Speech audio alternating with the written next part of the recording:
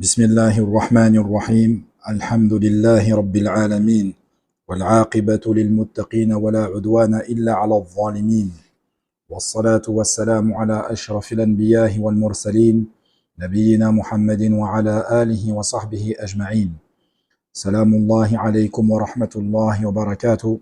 Bienvenue à vous dans cette 30e leçon des leçons de Tawhid. وقال الشيخ البصابي رحمه الله تبارك وتعالى أقسام الشرك كثيرة ذكرت منها 15 نوعا وهي شرك في الربوبية وذلك كأن يعتقد شخص أن غير الله يخلق أو يرزق أو يحيي أو يميت إلى غير ذلك من صفات الربوبية. Shir al-Wasabi rahimahullah nous dit qu'il a énuméré 15 sortes de shirk. Et le premier de cela est l'association dans la seigneurie. Shirkun fi rububiyya. Comme le fait de croire qu'une personne crée en dehors d'Allah Azza wa Jal, ou donne et accorde la subsistance, ou qu'il donne la vie ou donne la mort, et toute autre caractéristique de la seigneurie, de la rububiyya. Et nous avions parlé dans les cours précédents du tawhid de la seigneurie. Et la terminaison du tawhid al-rububiyya en langue arabe, c'est ifradullahi bi af'alihi. C'est le fait d'unifier Allah Azza wa Jal dans ce qu'il est le seul à pouvoir accomplir.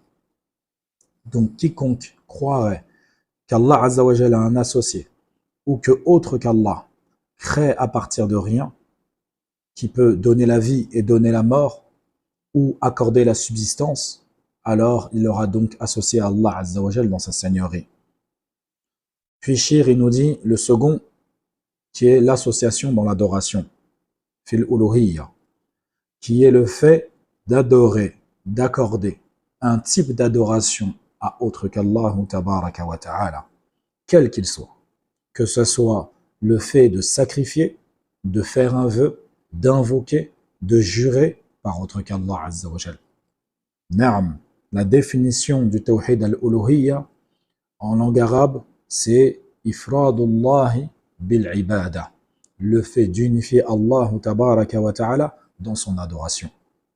Donc quiconque adorerait, vouerait un culte à autre qu'Allah azza wa jal, qu'il soit un prophète, un ange, un wali, c'est-à-dire un saint, un allié d'Allah azza wa jal, il aura certes associé à Allah azza wa jal dans son adoration. Comme le fait également d'égorger pour autre qu'Allah. Alors qu'Allah Azza wa Jal nous dit dans le Coran, prie pour ton Seigneur et sacrifie pour lui. Jusqu'à même celui qui jurerait par autre qu'Allah, qui dirait sur la tête de ma mère, sur la tombe de mon grand-père et je ne sais quoi, tout ceci est du shirk dans uluhiyyatillahi tabaraka wa ta'ala, dans l'adoration qui doit être vouée à Allah, seul sans associé. Puis Shir nous donne le troisième, il nous dit l'association dans les noms et les attributs d'Allah Azza wa Jal, comme le fait qu'une personne décrirait et considérerait une créature parmi les créatures d'Allah avec les caractéristiques qui sont propres à Allah Azza wa Jal, comme la science de l'invisible ou toute autre caractéristique appartenant à Allah seul sans associé. Gloire et pureté à lui. Ce serait d'associer Allah Azza wa Jal dans les noms et les attributs qui conviendraient à sa majestuosité, qui se serait lui-même accordé à travers le Coran ou la Sunna, et qui serait parfait selon sa perfection. Mais cela ne veut pas dire que les créatures n'ont pas de caractéristiques propres à leur faiblesse, propres à leur imperfection, mais dont la signification est semblable à celle d'Allah Azza wa Jal. On parle de signification. En exemple, lorsqu'on dit qu'Allah Azza wa Jal, il est l'audient, le clairvoyant, la créature, nous savons qu'elle est audiente et clairvoyante, parfois. Allah Azza wa Jal, il est omniscient, il est savant. Il y a parmi les créatures des personnes qui sont savantes. Allah Azza wa Jal, il a une face et il a deux mains. Et la créature, nous savons qu'elle a une face et elle a deux mains. Allah Azza wa Jal, il vient et il descend. Et la créature également a l'attribut de pouvoir venir et de pouvoir descendre. Mais il faut bien comprendre que les caractéristiques d'Allah sont propres à lui, à sa perfection, à son immensité, à sa majestuosité, à son éternité, qui ne contient ni début ni fin. Et la règle, nous l'avions déjà dit par le passé, et nous allons la répéter. La règle est la suivante. Comme nous dit Allah Azza wa Jal, Laysa kamithlihi shay'un wa huwa as-sami'ul basir. Rien ne lui ressemble. Et c'est bien lui, l'audient, le clairvoyant. Quant aux caractéristiques de la créature, elles sont propres à la créature, qui conviennent à son imperfection, à sa faiblesse, à son incapacité et à sa péremption, sa date de fin. Donc quiconque croirait que les caractéristiques du Créateur sont les mêmes que la créature, alors il aura associé Allah Azza wa Jal dans les noms et les attributs. Également, toute personne qui prétendrait connaître la science de l'invisible, tel le fait qu'il prétendrait connaître le futur, alors que même les anges ne connaissent pas l'invisible. Comme on dit les anges dans le Coran, قالوا سبحانك لا علم لنا إلا ما علمتنا. Les anges dirent, gloire à toi, nous n'avons de savoir que ce que tu nous as appris. Le prophète sallallahu alayhi wa sallam également, il ne connaît pas l'invisible. Comme Allah Azza wa Jal nous dit dans le Coran, قل لا أقول لكم عندي خزائن الله ولا أعلم الغيب. Dis-leur, ô messager d'Allah, je ne vous dis pas que je détiens les trésors d'Allah, ni que je connais l'inconnaissable. Il dit également, قل لا يعلم من في السماوات والأرض الغيب إلا الله. Dis-leur, ô messager d'Allah, nul de ceux qui sont dans les cieux et sur la terre ne connaissent l'inconnaissable en dehors d'Allah. Quiconque prétendrait qu'un tel ou un tel connaît le monde de l'invisible parce qu'il est imam ou parce qu'il fait partie de la descendance du prophète sallallahu alayhi wa sallam ou autre, aura donc associé Allah Azza wa Jal dans les noms et les attributs. Et également, Allah Azza wa Jal, il a des noms avec lesquels l'être humain n'a pas le droit de s'appeler, tels que Allah, Ar-Rahman, ou encore Ar-Rabb, ou d'autres. Quiconque appellera une tierce personne, son enfant, son père, par l'un de ces noms, il aura donc associé à Allah Azza wa Jal dans les noms et les attributs d'Allah Azza wa Jal. Quatrièmement, l'association majeure, qui est le fait de considérer qu'autre qu'Allah Azza wa Jal crée ou pourvoit à la subsistance des créatures, il donne la vie et il donne la mort, et qu'il connaîtrait l'invisible et qu'il administrerait la création. Et c'est également le fait d'accorder un type d'adoration à autre qu'Allah Azza wa Jal, tel que le sacrifice, ou le fait de faire une invocation, ou le fait de s'incliner ou de se prosterner devant autre qu'Allah Azza wa Jal. Cette association qui est l'association majeure qui fait sortir de la religion d'Allah Azza wa Jal. Nous en avions longuement parlé dans les cours précédents. Et cette association majeure peut être faite dans Al-Uluhiyya, Al-Rububiyya, Wal-Asma'i, Wal-Sifat.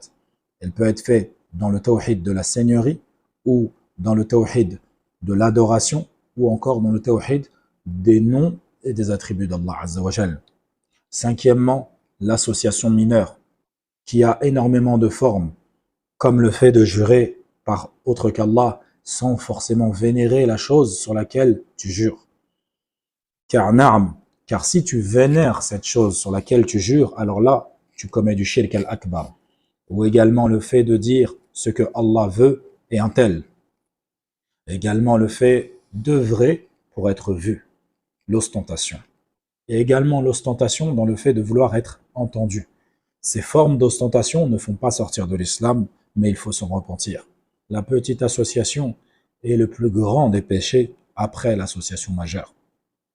D'après Jundub ibn Abdillah ibn Sufyan radiyallahu anhu, le prophète sallallahu alayhi wa sallam a dit: quiconque œuvre pour être vu ou entendu, Allah le dévoilera.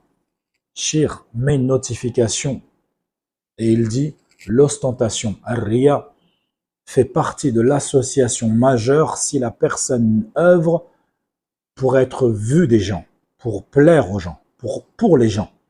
Il fera partie de l'association mineure si cette ostentation est faite pour Allah Azza wa Jal, puis lui survient lors de son adoration le fait de vouloir plaire. Donc, la définition du shirk al-asghar, كما قيل ما كان وسيلة إلى الشرك الأكبر. Ou également, c'est tout ce que le prophète sallallahu alayhi wa sallam a mentionné comme étant du shirk, mais qui n'atteigne pas le degré du shirk al-akbar, qui lui te sort de la religion de l'islam. Comme dans le hadith du prophète sallallahu alayhi wa sallam, Man halifa bi ghayrillah faqad kafar aw ashrak. Quiconque jure par autre qu'Allah aura associé et mécru.